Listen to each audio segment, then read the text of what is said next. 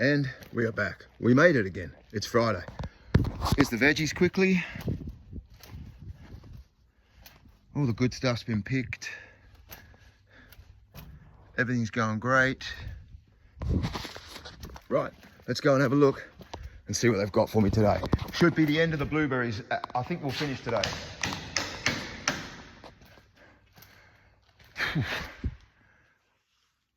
I think I'll be bringing up the last trailer of blueberries in about half an hour.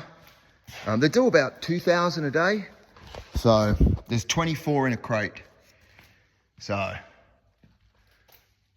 they do, hang on, oh, that's where they normally put the paperwork there.